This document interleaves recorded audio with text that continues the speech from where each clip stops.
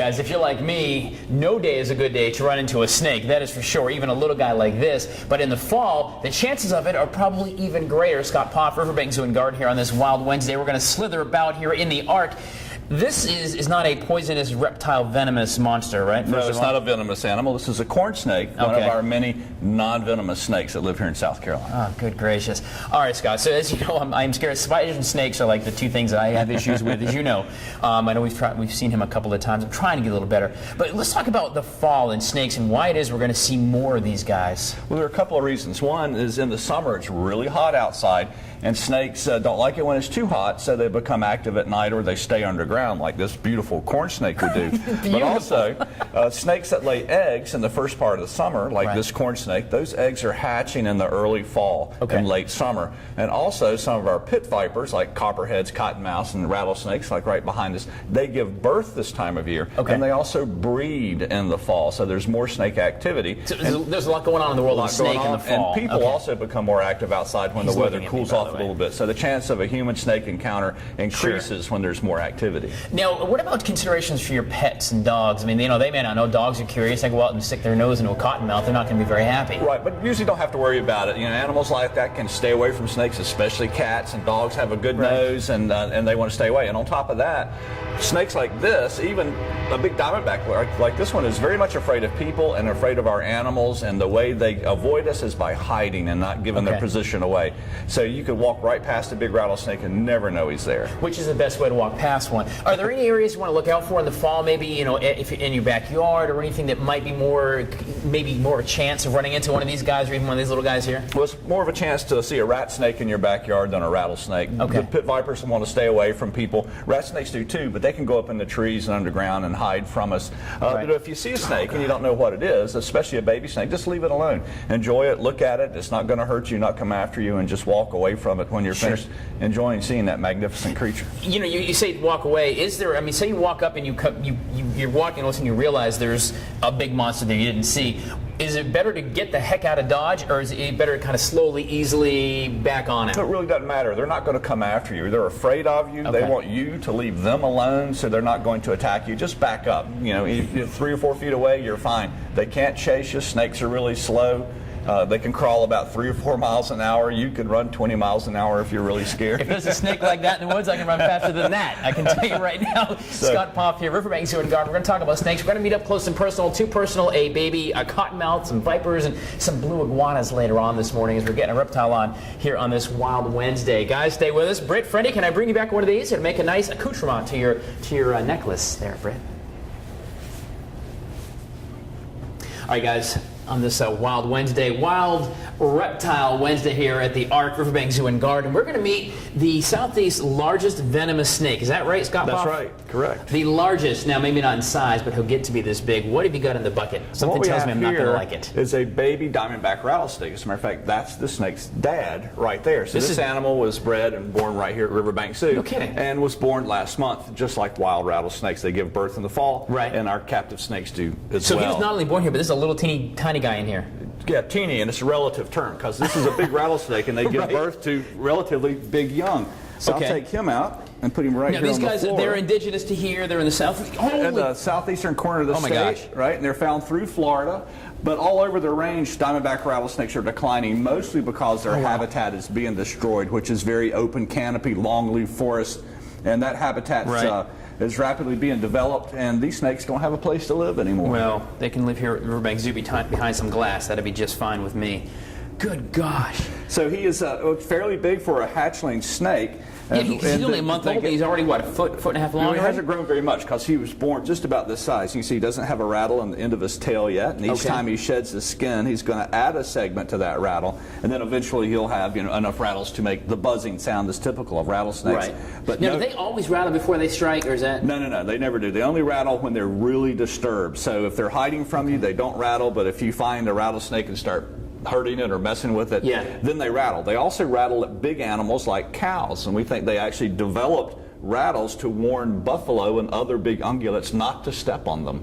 So they're Really? warning the big animals, here I am, please don't step on me. But Sure. when a predator is around, they don't rattle because it gives their location away. Okay. And if they reveal themselves to a predator like a human, what happens? Kill the snake. So if you hear a rattle, he's not ready necessarily about to strike you, No, he just, but is going, hey, how about you go the other way very slowly? Exactly, it's a warning. Please stay away. Now, like him, can these guys like swim? I mean, he kind of like slithers across Yeah, they the can. water. All snakes can swim. Snakes are basically a hollow tube, so Okay. they're very light. So you put them in water and they float very easily. Oh my gosh! All right, so this is the baby eastern diamondback snake. You can find him here in South Carolina, but especially right here in the Ark at Riverbanks Zoo and Garden. If you stop by for Boo at the Zoo, in fact, that's nothing scarier than a snake. That's a scary thing on Halloween for sure. We're going to continue on our exploration of rattlers and all things cottonmouths and vipers today, as well as we have some fun with some iguanas later on because they are so cute. So guys, stick around. If snakes aren't your thing, I'm with you, brothers and sisters. Let me tell you something. Britt, friendy, that's my impression of a rattlesnake. Back to you guys. Well, Britt, we're live at Riverbanks Zoo and Garden here in the Ark. Let me get this right now. Hold on. This is the Aquarium Reptile Center. Complex. So close. 4 or 5 years, you'd think I'd get at the Ark. Scott Poff here. You know everything there is to know about all things that slither and have scales. Well, I hopefully, understand. yeah. Just about, for sure. So we're learning about snakes. Why, of course, here in the fall, you're more likely to see a snake as you're out walking around in the woods and maybe even in your backyard. And also how to handle snakes a little bit. We're going to get to that in a touch. We met a few minutes ago a Diamondback Rattlesnake? that we were able to pull out and kind of play with on the floor. But inside here is a cottonmouth. A baby cottonmouth. Oh Absolutely. my gosh.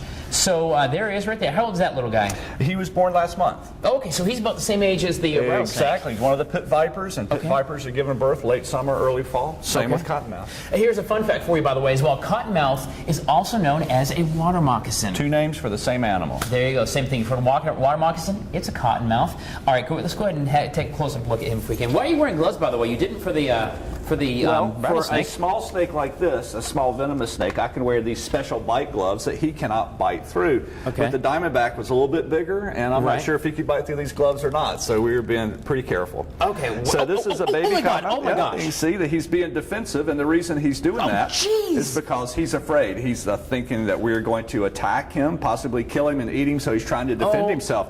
Okay. All right. Okay.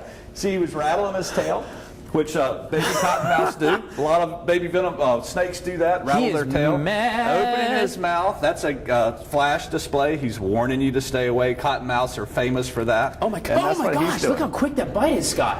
And why are baby snakes so defensive? Because so many things eat them. Sure. And most baby cottonmouths like this in the wild, they don't make it to adulthood because there's so many predators that feed on them. Now, do they bite that? Whoa! See, I'm sorry. I know he's like 4 feet away. I'm going to be over here with you.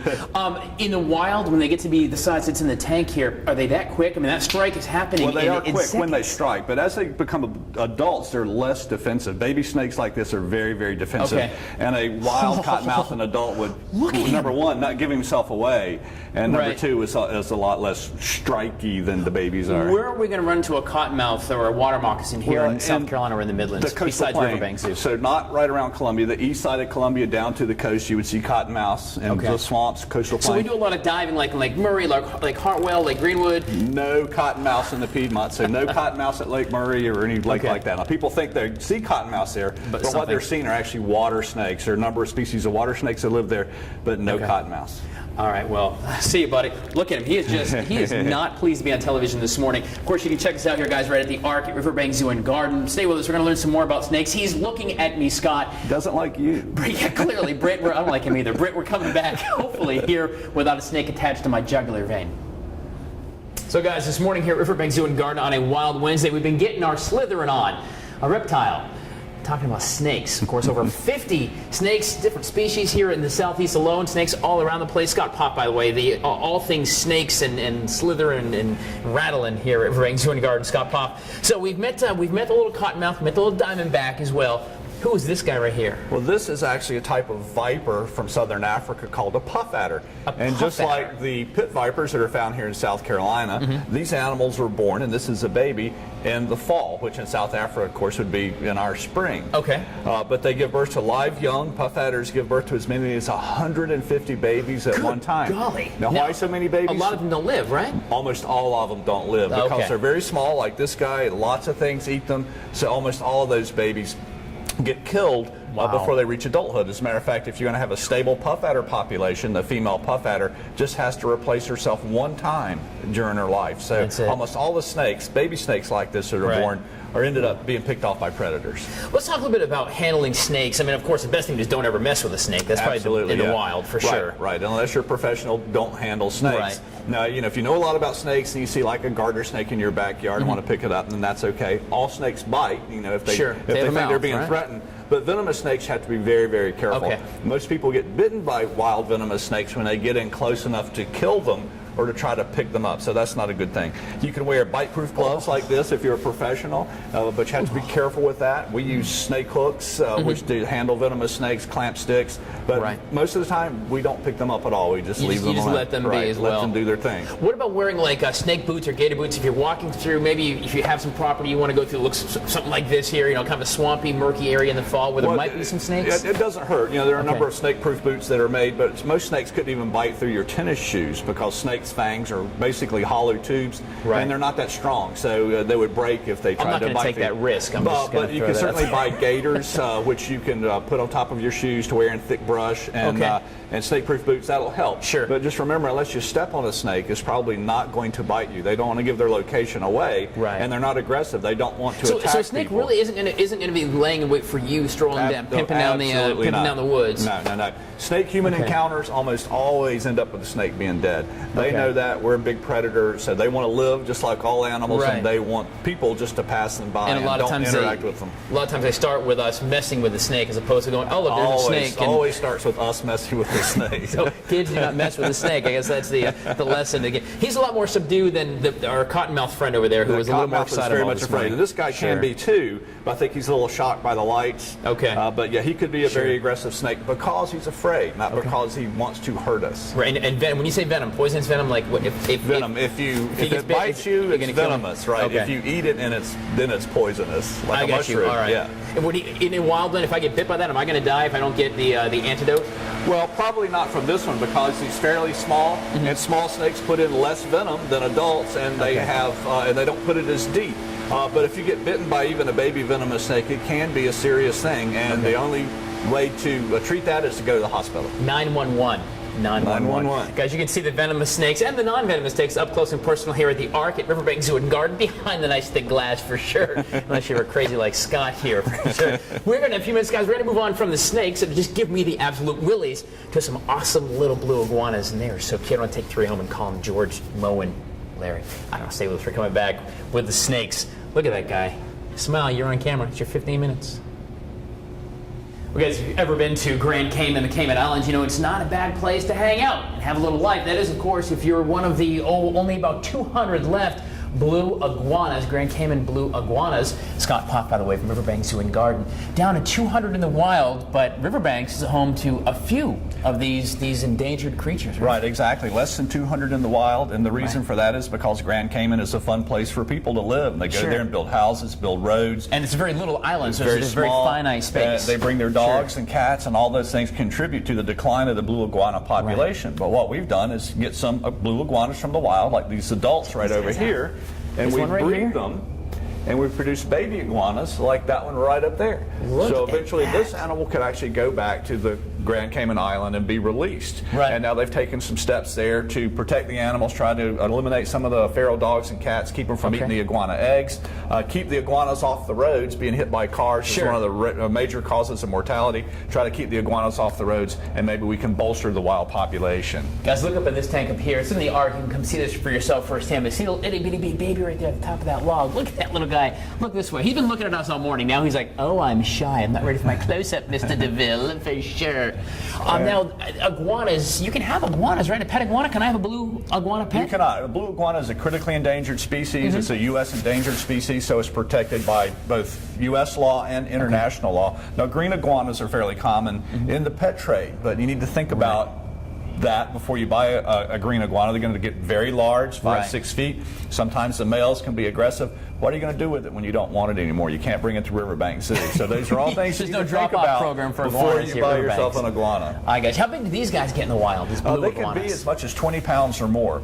And they're called blue iguanas because during the breeding season, the males become intensely blue. You can see this guy has a little turquoise type color on his head teal, right you now. might say, right? Yeah, there you go. Yeah, but they turn blue during the breeding season. Right now, in the wild, we don't really know, but about 20 years plus they can live here in captivity? Yeah, actually we think that this type of iguana, the rock iguanas, can live maybe 30, 40 years. They can live a long time. Good gracious, look at these guys. Of course, you can check this out up close and personal here in the Ark at Riverbanks Zoo and Garden. A lot of great expansion and construction going on to make the zoo even more amazing than it already is, but certainly this place is wide open. You can come in and check these guys out as well. And of course, all the snakes and all that stuff. You gotta love a snake. The animal, hang on.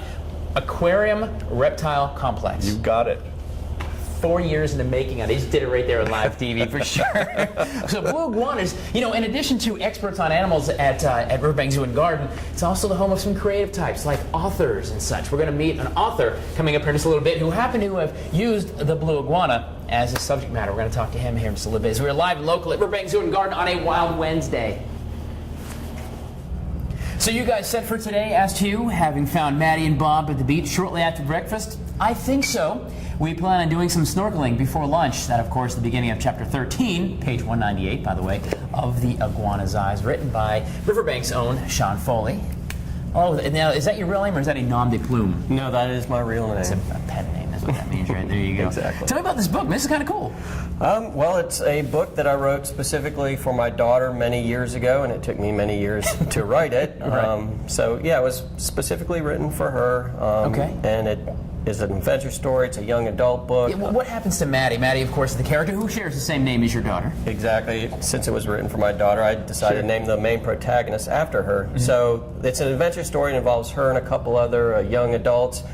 They go on an adventure. They end up in Jamaica. It involves Jamaican iguanas, so there's a conservation aspect to it. Oh, wow. Now, of course, you say the conservation aspect to it. You've been an employee here at Riverbanks Zoo for 20-some-odd years? Exactly. So you've been around. You know a thing or two about iguanas A as little well. bit, yeah. Where can folks find this book? Right now it's available on Amazon in paperback and also an ebook. It is going to be available in the gift shop here pretty soon. So this is great stuff. I will warn you, there's not a lot of pictures and the writing is really small. I noticed that myself as I tried to read it, so there's a lot going on in this book. That's right. Does it have a happy ending or can you give it away? it has a happy ending for sure. It's got a happy ending. All right, Sean Foley, author. And you're not an herpetologist. What are you here? Herpetologist. You are. Yeah. See, even when I think I'm wrong, I'm right. See how that works, Exactly. you guys? We're going to put links for you, by the way, to Riverbanks and Riverbanks.org, but also to WACH.com, all the snake conservation, of course, blue guns we talked about today, but some snake things, of course, to worry about. You're going to see a lot more of them. It's the fall time, and there's going to be more presence of snake, more activities with the damp, the cooler days, and of course, this is kind of a mating season where we learned that from Scott earlier. Yep. So watch out for that. And the number one rule of snakes, don't mess with them. That's all you got to do. If you want to mess with something, pick up this book. It's called The Iguana's Eyes. Sean Foley, you buy this, I bet he'll autograph it for you to buy it. Guys, stay with us. We're live and local on Good Day Columbia until 9 o'clock.